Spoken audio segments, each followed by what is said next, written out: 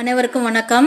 பருவம் 2 4ஆம் வகுப்பு பாடம் 4 நன்னெறி. இந்த பாடத்தோட மதிப்பீட்டு பயிற்சியை பார்ப்போம். Book back exercise. படிப்போம், சிந்திப்போம், எழுதுவோம். இதுல சரியான சொல்லை தெரிவு செய்து எழுதுவோமா. இதுல முதல் வினா, இன்சொல் இச்சொல்லை பிரித்து எழுத கிடைப்பது டேஷ் கொடுத்துருக்காங்க இல்லையா. 4 ஆப்ஷன்ல கரெக்டான விடை நெடில் ஆ, இனிமை கூட்ட சொல். அடுத்தது 2, அதிர்கின்ற வலை. இச்சொற்களில் அதிர்கின்ற வலை என்னும் சொல்லின் பொருள் டேஷ், நெடில் ஆ, ஒலிக்கின்ற. 3வது, வியனுலகம். இச்சொல்லை பிரித்து எழுத கிடைப்பது டேஷ். இதுல குறில் அ, வியன் கூட்டல் உலகம். அடுத்து வினாக்களுக்கு விடையளிக்க. உலகம் எப்பொழுது மகிழும். நன்னெறி பாடல் மூலம் உணர்த்துக. பாடல்ல முதல் வரி கொடுத்துருக்காங்க இல்லையா. இன்சொலால் அன்றி இருநீர் வியனுலகம் வன்சொலால் என்றும் மகிழாதே. இந்த பாடலோட வரி தான் இதோட விடை வரும். இந்த விடைக்கு, இந்த பாடலோட வரிக்கான விடை, கடலால் சூழப்பட்ட இப்பெரிய உலகில் வாழும் மக்கள் இச்சொற்களை கேட்டு மகிழ்வார்களே அன்றி வன் சொற்களை கேட்டு மகிழ மாட்டார்கள் என்பதை புரிந்து செயல்பட வேண்டும். 2வது வினா, கடலின் அலைகள் எப்போது பொங்கி எழும். கடலின் அலைகள் குளிர்ச்சி பொருந்திய நிலவின் ஒளி கண்டுதான் பொங்கி எழும். அடுத்து பொறுத்துக. முதல்ல இன்சொல். இன்சொல்லுக்கு மீனிங் இனிய சொல் இல்லையா, லைன் பண்ணிக்கோங்க. வன்சொல். வன்சொல்லுக்கு பொருள் கடுஞ்சொல். கடுஞ்சொல்லுக்கு நேரா கோடு போட்டுக்குங்க. அழல் கதிர், கதிரவனின் ஒளி இல்லையா, அழல்னா கதிரவன், கோடு போட்டுக்குங்க. தன்னென் கதிர், தன்னென்னா நிலவு இல்லையா, தன்னென் கதிர்க்கு விடை நிலவின் ஒளி, கோடு போட்டுக்குங்க.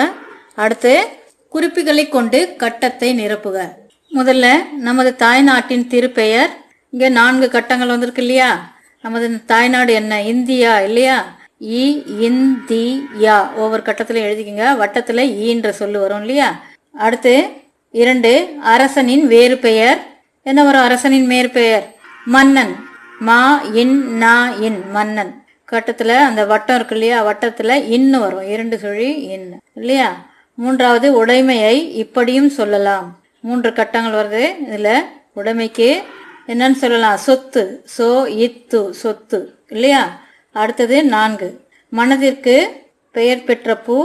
மனத்திற்கு பெயர் பெற்ற பூ இது மல்லிகை. மா இல் லி கை, மல்லிகை. அந்த வட்டத்துல வரக்கூடிய எழுத்து இல்லு. வட்டத்தில் எழுதிய எழுத்துக்களை கீழே உள்ள கட்டத்தில் எழுதுக. இப்படி பேசினால் எல்லாருக்கும் பிடிக்கும். இது இப்படி பேசினால் எல்லாருக்கும் பிடிக்கும்ன்றது ஒரு க்ளூ கொடுத்துருக்காங்க. இப்போ 4 கட்டத்துலேயும் ஒரு வட்டமாக கொடுத்துருக்கு. மேலே வட்டத்தில் என்னென்ன எழுத்துக்கள் எழுதியிருந்தோமோ அந்த எழுத்துக்களை இந்த வட்டத்துக்குள்ளே எழுதணும். முதல் கட்டத்தில் என்ன எழுதியிருந்தோம், ஈ. அடுத்தது இன்னு. அடுத்தது சொத்துல சோ வருது இல்லையா, சோ. அடுத்து மல்லிகை, மல்லிகையில் இல்லு வரும், அந்த இல் எடுத்து இந்த வட்டத்தில் எழுதணும். இப்போ சேர்த்து வாசிக்கும் பொழுது இன்சொல், இந்த வட்டத்தில் எழுதும்போது இன்சொல் என்ற வார்த்தை வரும்.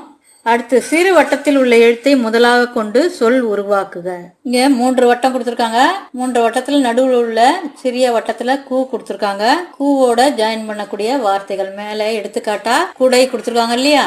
இப்போ அடுத்த வார்த்தை 2 எழுத்து வார்த்தையாகவும் வரலாம், 3 எழுத்து வார்த்தையாகவும் வரலாம் இல்லையா.